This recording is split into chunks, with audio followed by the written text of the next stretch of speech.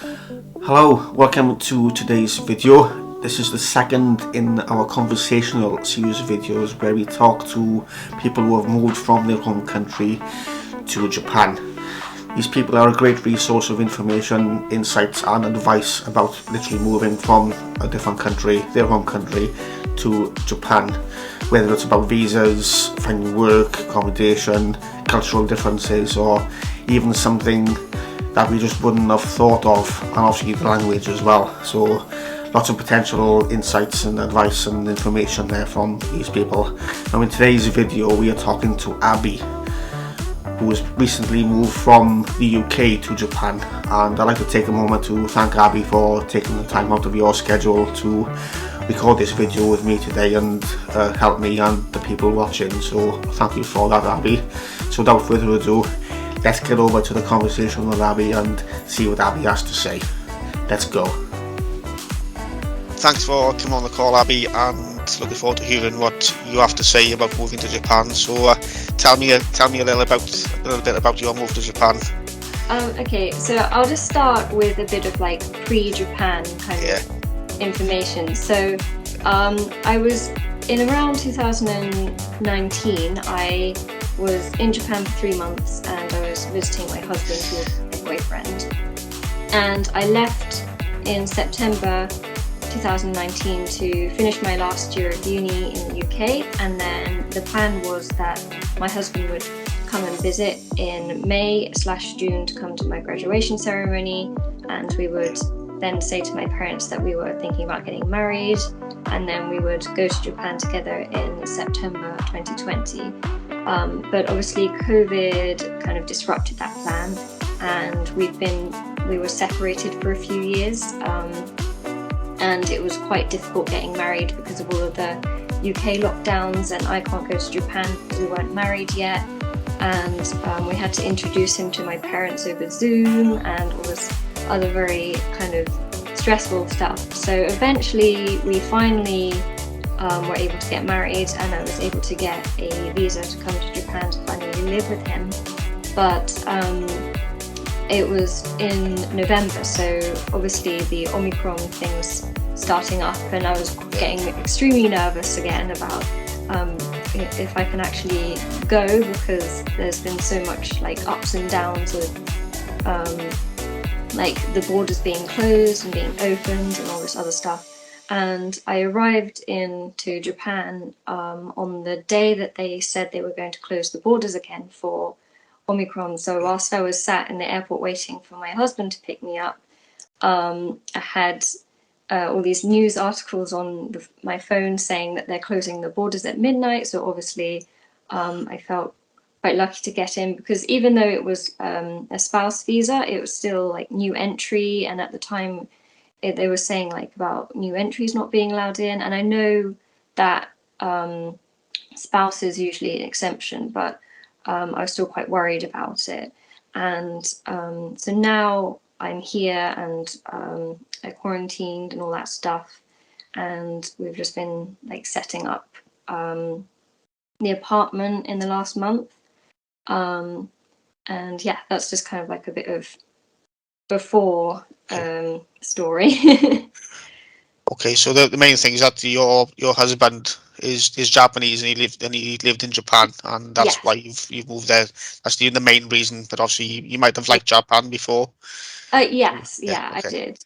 It's kind of been I was learning Japanese, which is how I met him, through like language exchange, because he does English and I do Japanese, so we met like that. Okay, there's a couple of apps like that, like Tandem and Hello Talk, and a couple of Yeah, others. They're yeah. more well-known ones. Was it through them apps you met him? Yeah. Yes, yeah. Okay. So we met on Hello Talk, which I don't really use that much anymore because like there's a few weird people on there, and Yeah. but I basically was just scrolling through like the main page of Hello Talk, and he posted a picture in front of the Tower of the Sun in Osaka. Okay. And I commented saying that my gramps had gone there in 1970 to go to the World Expo. Yeah. And so that was kind of like a common point of interest, which started like a conversation between us. Yeah. and then we just kind of bonded from there, and we met up and stuff like that. That's good. Have you been to Japan before you moved there as well? Have you been on any holidays or Yeah. anything? So I went there for the first time on my 18th birthday with my mum. Okay. And then I went solo traveling a few times by myself, and then during uni. And then, yeah, one of the times I was solo traveling, I met up with my husband and we spent like 2, 3 months traveling around different parts of Japan together. Like we went to Hokkaido together and went to like Hiroshima and stuff like that. Okay, so you saw the both ends of Japan, and obviously the cold with snowy weather in Hokkaido Yeah, and warmer climate down in Hiroshima then as well. yeah. Well, yeah, I've been to over the 4 trips I did before I started living here. I went to um, quite a few places. The only like island, like main island I haven't been to yet is Shikoku, so that's kind of next on my to want to go list. Yeah. When I get older, like you got to travel around and see the country as much as possible. Yeah, So, no way to the UK, I kind of take it for granted. I know everything's a train ride or a coach ride or a car ride away, and it's like, yeah. okay, I can go to Scotland next year or whatever. Hmm. But then I've never been. I've never been to Scotland or Ireland, but I've been to Japan and France and America and all these other places. So Yeah, obviously, I have no interest to going to Japan. So I'm like, oh, going to Scotland. I mean, I've also interested in going to Japan. But yeah, but obviously, yeah, I mean, there's a lot of YouTubers like myself who are in Japan already, and they kind of go all over Japan yeah, saying, "Hey, this is this prefecture, and this is what they're famous for, whatever." And they eat the noodles and the ramen or whatever, and yeah, what's famous for that area. So you can kind of do the same yourself now, and it's only a train ride away, jump on a Shinkansen or jump in a car or whatever, and yeah, have a yeah. look around, which is nice. So great. So are you working in Japan at the moment? Is that Um, yeah, I don't have any like idea of what job I'm going to do at all, to be honest. right? Okay. Because I've literally just moved here and I did an illustration degree. So Yeah. I kind of do a lot of art stuff. And I do have JLPT, but it's only N3. So I'm kind of just thinking about what I want to Yeah. do, and that's kind of uncertain at the moment. But I do have Okay. like some savings for the next few months whilst I look for a Okay. job. Okay, cool. Yeah, I was going to ask you what it was like to apply for the job and all type of stuff in Japan, 'cause it can be a little bit different to what was done in the Yeah, UK and other countries. So I haven't done it yet, so I don't okay, know okay, yet. that's okay. That's fair enough. We'll have to have another chat, and I can let us know what it was like another time then. Yeah, Well, that's definitely something I'm interested in because I'm interested in coming over to live to work yeah, there. So I'm definitely interested in knowing more about that. So cool. So yeah, another time definitely. Um, so if you've been there a few months now, yeah, yeah. so is there any maybe differences that you've already noticed, or has COVID maybe stopped you from going into the community much and seeing a lot of Japan yet? Or Um, well, so far, because there's been like the COVID cases arriving here, like rising here again. So obviously, I'm not able to like do as much as I want to, but yeah, I have done a few like trips around and shopping and stuff, and um, mainly just so far just kind of things that are kind of different in the way that things are done. Like in the supermarkets, for example, I've been finding that um, not all of the shops, but a lot of the shops, when you go to the checkout, and even in some convenience stores recently, like rather than paying money to the cashier, there's like these machines, and you put the money in. So that the cashier has like more time to focus on the next person, like scanning their items, and okay, then you like bring your basket to like a designated like table to pack your items so that you're not in the way of like the people behind you, um, okay, which I thought was quite interesting.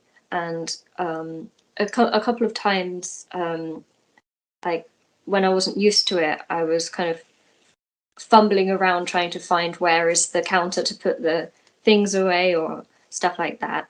Um, And I've also noticed that in a lot of clothes shops, you have to take your shoes off before you go in the changing rooms, which is Okay. different. And some of the clothing shops I go to, they ask you to put like a little kind of paper bag over your head to not get makeup on the clothes when you're trying them on. Okay. Okay. Um, and obviously, like the food's different. Yeah. Yeah. uh, Yeah. Yeah. but I like a lot of the food, so that's fine. And obviously, like one thing is when we were moving in here, my husband like he bought lots of like little gifts from the supermarket and then went around to all of the neighbors with them, and he like introduced us and then gave the presents to them, um, and kind of said to them like we're moving in, we're new here, and sorry if we're making any like moving in noises and stuff like that. Yeah. um, and for like some neighbors who weren't there, he wrote like a little note to them as well. Yeah. um, so that was quite cool. And it seems a lot of the neighbors are nice though. So on one side we have quite a funny neighbor who seems to be really into minions. So she has Okay. like a little minion plant pot outside of her house. Okay. Um, and on the other side is quite a sweet old lady who has lots of flowers outside her house, which is quite nice. But I live in Osaka, so I've heard from other people that people in Osaka tend to be a little more like friendly and open compared to Tokyo people. So I can't really compare because I haven't lived in Tokyo, but so Yeah. far, like people around here have been quite nice. Yeah, yeah. I mean, I've only been to Tokyo as a tourist, so I guess it's kind of different. Where if I'm going to a restaurant or a shop, they're going to be nice to me regardless. Yeah. But I mean, people tend felt quite nice in Tokyo anyway. I mean, the first night I was there, I couldn't find my accommodation. So maybe it was just me. Maybe I was reading it wrong, or the fact I was confused that the address of the accommodation Hmm. was in Japanese. And that obviously I couldn't. I'm still not very good at reading Japanese at all. So back then I didn't know any, so it would have confused me even more. So the address system seemed very different. So it was like I think I went down the wrong street. There was a couple of streets away from where I was, and I had to ask for directions. And knowing no Japanese, and it's getting dark, and Uh, I couldn't find anyone. And the only person I ended up finding what at the time was a lady with her young son. hmm. In most places, that lady would have understandably maybe been a bit nervous because I'm a strange guy in dark Yes. streets asking for directions. I've understood if she would have said no, no, and walked away. But Hmm. she spent like half hour, 45 minutes with me trying to help me find my accommodation. She went out of her way with later Yeah, when it was that's dark really with her young sweet. son, obviously on the way home, to help me, a total stranger. So that Hmm. was one of the things that made me think, okay, maybe Japan is an awesome place, and I kind of maybe want to live there rather than in the UK, where Yeah, yeah, yeah, yeah, people will give directions in the UK, but they will just point in the right direction, okay, turn left, and then take the next right or whatever. yeah, They wouldn't yeah, spend half an hour with you. They doing it maybe a couple of minutes or whatever yeah, yeah, at for sure. most. But so that kind of was a great first impression of Japanese people and I was in Tokyo. So so yeah, I think it might be different for me being a foreigner, a tourist, can't find my for it. It might be different with a Japanese person, but I don't think I found one person that was a bit off with me or was a bit weird or anything like that. It was everyone seemed really cool in Tokyo Yeah, at the time. So I'm hoping it'll be the same in most, at least most with most Japanese in most places in Japan. I'm hoping, but obviously that's until we've gone to them. We don't know, I guess. But if it's everyone's really nice in Osaka, then yes, that's two of the biggest cities in Japan, and they've all been nice. I guess they're used to having tourists in them. So they're both obviously big on tourism, yeah, so that might be a factor as well. Obviously, if they see a not non-Japanese person, then they'll think, "Oh, tourist will help them. They hmm, come over to spend money, maybe." So yeah, cool. So great. So with the few experiences you've had, have you found anything difficult or hard to deal with while you've been there? That's maybe a lot different to the UK. Um, Not yet, but I haven't really done much apart from like, trying to set things Yeah, up and look for an yeah, yeah, apartment. The main thing that has been a little bit of a problem is like getting like a bank account and kind of getting money out, because I brought some money with me. I got some yen exchange before I came here. But then obviously with having to like sort out lots of furniture for the apartment, I yeah, used all of that up, and then I'm having to get some money out of the ATMs. yeah. But obviously my UK bank is charging me every time I do that. Okay, So I wanted to set up like a bank account so I can kind of transfer some money and not have to pay as much, but um, so that it's not too complicated. I just wanted to go like just want to go with the same bank as my husband. But we went to ask them about a bank account. They said I can't set one up for 3 months, until 3 months after I've started living here.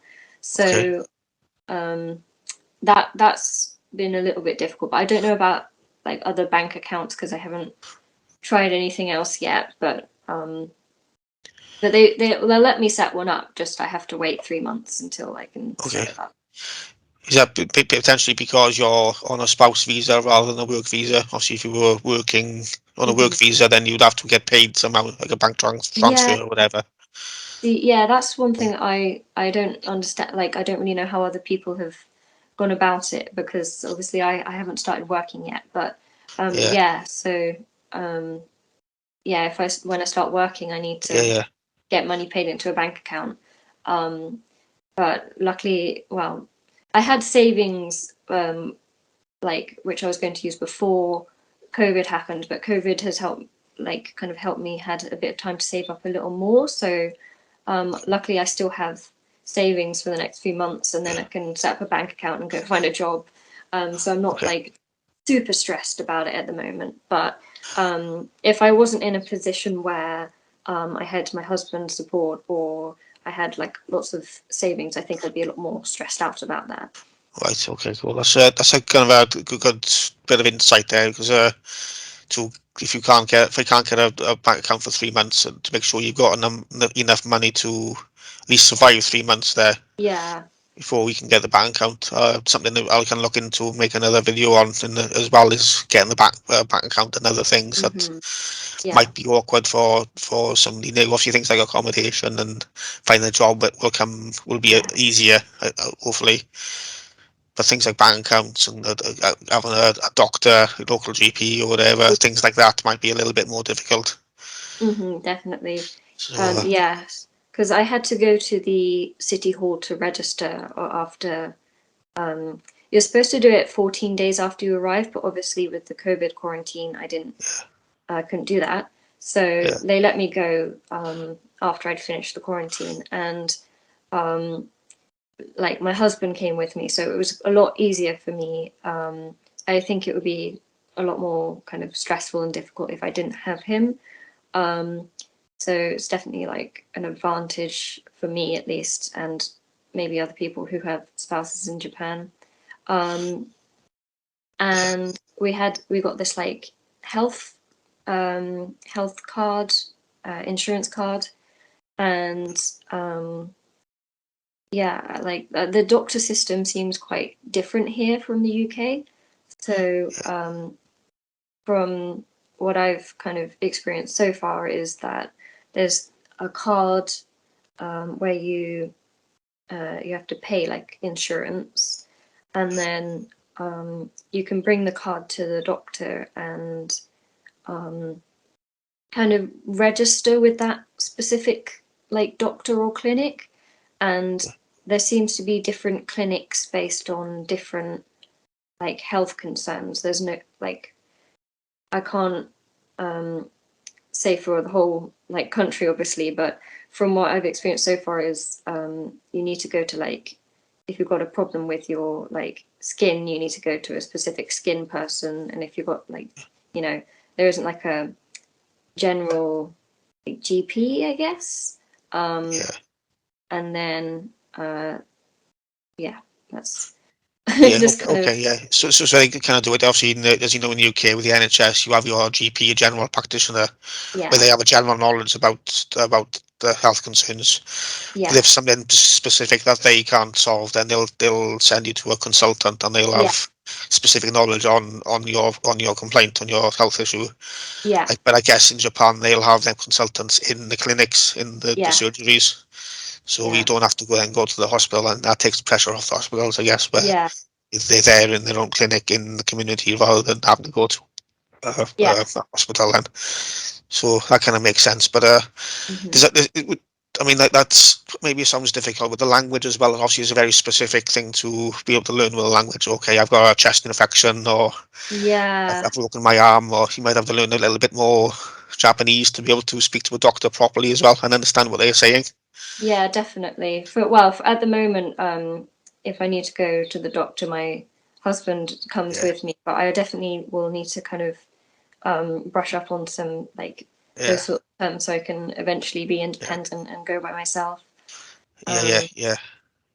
yeah, Yeah, definitely. Yeah, definitely. I mean, I know, again, going back to the YouTubers, there's been one or two that I follow that have had health issues in Japan, and just to save time and effort, they've gone back to their own country. There was yeah, a Canadian YouTuber that went back to Canada. She had a cancer scare, I think, and yeah, she just went back to Canada because everything would have been in English or French, yeah, where she's fluent in both. So it was just easier to do it that way. Where yeah, in Japanese, yeah, she's very good at Japanese, but having to explain chemotherapy and dual treatment for it in Japanese would have been a bit too difficult. yeah. So she just went home for a couple of months and had the treatment, and everything's fine now.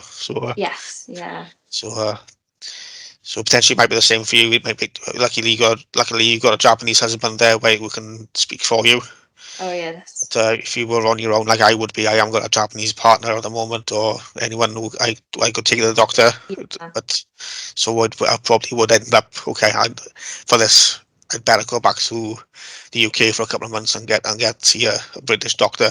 yeah, So if they let me, because obviously if I'm living and working and paying taxes in Japan, will they still let me use the NHS? But maybe they will. I'm not sure. Again, something else I need to look into, I guess. yeah.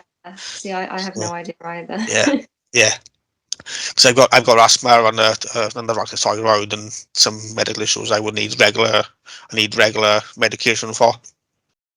So I would definitely need to speak to doctors and things like that when I first move over there. So I would need to find someone I can probably take with me, Yeah, or become as fluent in Japanese as I possibly can before I go. yes, So yeah, yeah, so cool. So cool. So loads of differences there, I guess, as well, and plenty of yes, other things that we'll find out over time. Cool, great, great. I'm trying to think what else we could kind of go through now. I mean, is there anything else you kind of want to add, or any advice you can give for people wanting to move to Japan and look anything?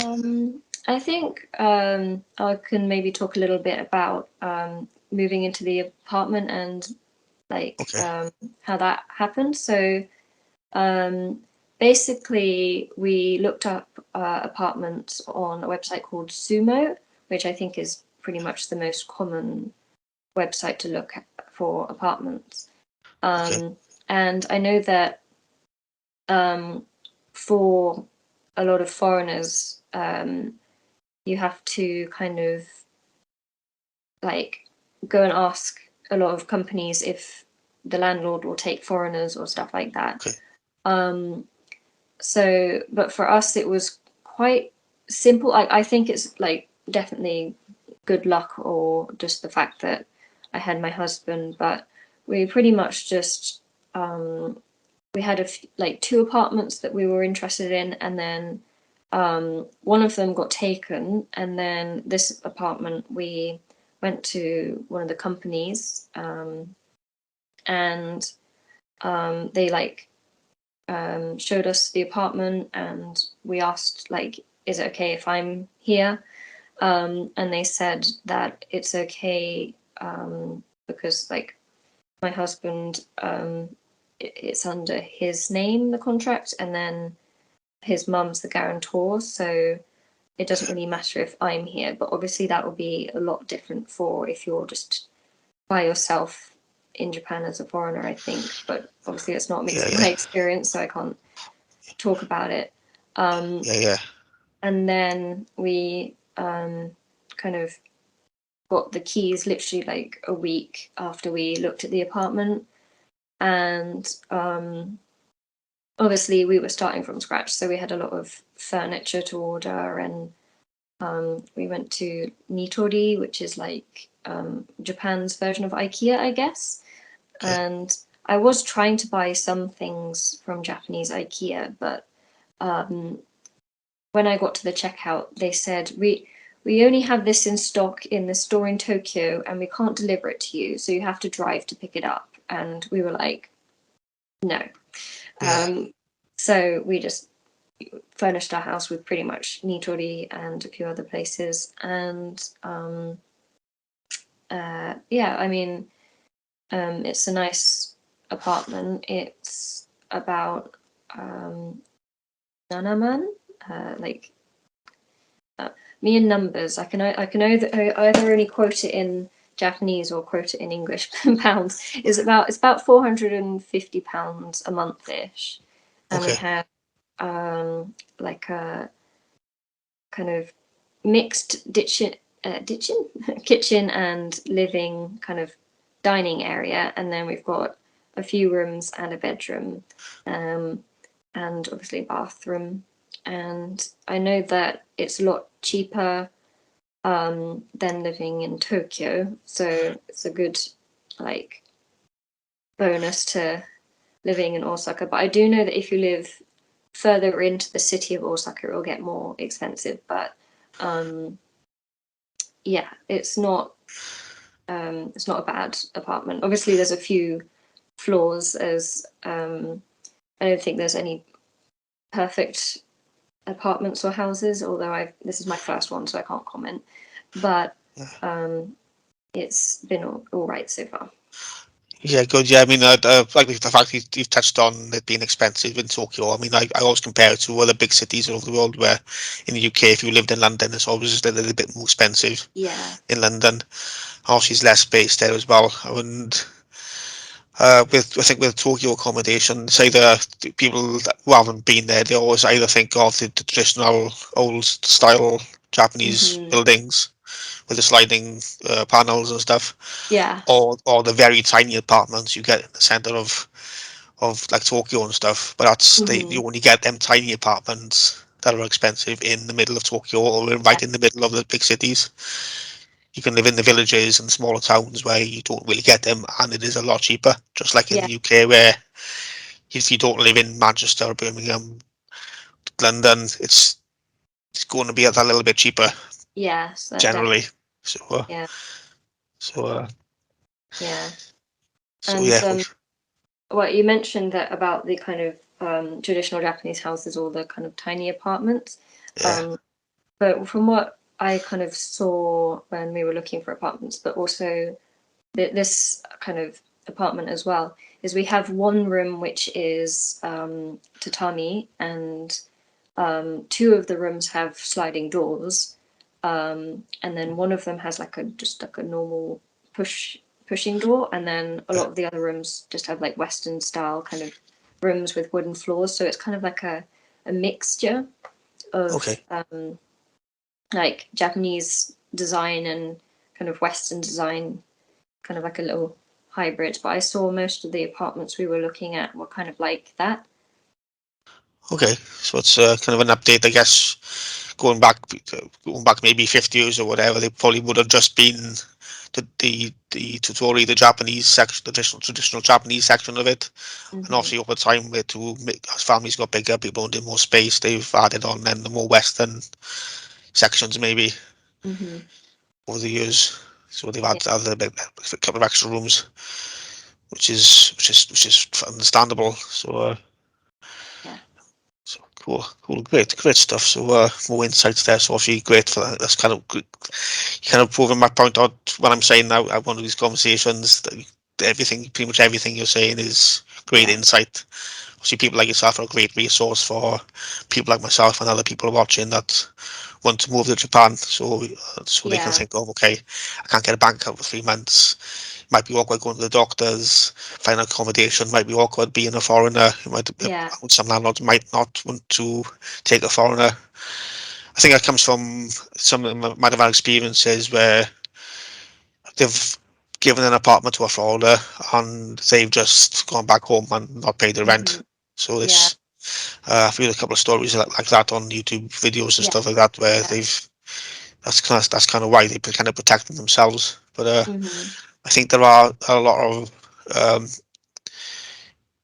accommodation agencies that are popping up now to help foreigners a little bit more. They Yeah. will only have uh, landlords that will give or most of them will only give accommodation to foreigners, or give them to foreigners. They're happy to do it, but there might be some stipulations there where you got to pay so much rent up front, or 3 months, 5 months, 6 months up front, or something like that before they can give you the apartment. Yeah. So Yeah. that's Yeah. We did have to pay quite a big fee to get the like apartment, like the I think it was like key money, I think they call it, where you have to pay some money to the landlord, and yeah. yeah. I think it's called bond money over here. I think where I'm living at the moment, Mhm. I had to give a bond for it. It's like when the first month you give your first month's rent plus the same on top. So if you cause any damage or you don't pay the bills or whatever, then they'll take it out of that bond money. Mhm. Yeah. The key money, I think, is pretty much the same. Like when you pay the bond money on your first month's rent, then they'll give you the keys. So that's just another way of saying bond money. I think so. It's you pay when you get the keys. So Yeah. it can make sense. It was just called key money in Japan and Yeah. elsewhere. Yeah, I think some of it is just as a gift to the landlord, but I think it kind of depends on the apartment. Because when we were looking, like some of the apartments you had to pay some money, and some you didn't. So it kind of depends, I think. Okay. Yeah. I know with agencies, there's sometimes are free for like a finder's fee for the apartment or whatever. So that just goes to the agency, or maybe a cut of that goes to the landlord. But then you still have to pay the bond money and first month's rent or whatever. And the bond money is then for, like I said, for damage or unpaid bills or any other costs that you might have to pay when you move out, kind of well to protect the landlord a little bit. But, Yeah. yeah, cool. So interesting how things are slightly different, even a little bit different in Japan, or even the basic things, everyday things. So cool, great stuff. So a lot of great insight there. So thanks very much for that. Trying to think of anything else we can add. No, you said quite a bit there in the time on the call, never do. So you said quite a bit there. So obviously thanks for that. So I think that will kind of do for it now, I think. So obviously thanks very much, Abby, for taking the call, and we appreciate it. So thanks very much. That's all right. It's good to help. Obviously, I can only talk from my experiences, but it's good to have like the experiences from lots of different people so you can kind of figure out how things might be in your situation. Yeah, definitely. Yeah, and there's definitely going to be more people like yourself I'm talking to. You're the second person I'm speaking to so far, and I'm definitely looking to find more people just like yourself, give their input as well and their perspective on things. So, great, thanks very much. It's definitely helped me a lot. Hopefully it'll help the people watching as well. So thanks very much. Thanks very much for that. Thank you. So there we go. Thanks so much, Abby, for that great conversation there. Lots of great information and insights, and especially the part about having to wait 3 months for a bank account. This is a very long time if you're working and paying all these charges that you mentioned and things like that. So thanks very much, Abby, for that. And I took a lot of information from it, a lot of advice and a lot of benefit from it, and I hopefully you guys watching have as well. Let me know in the comments what you thought of what Abby had to say in the video, and if you are looking to move to Japan or just interested in Japan in general, don't forget to click subscribe and notification bell so you don't miss out on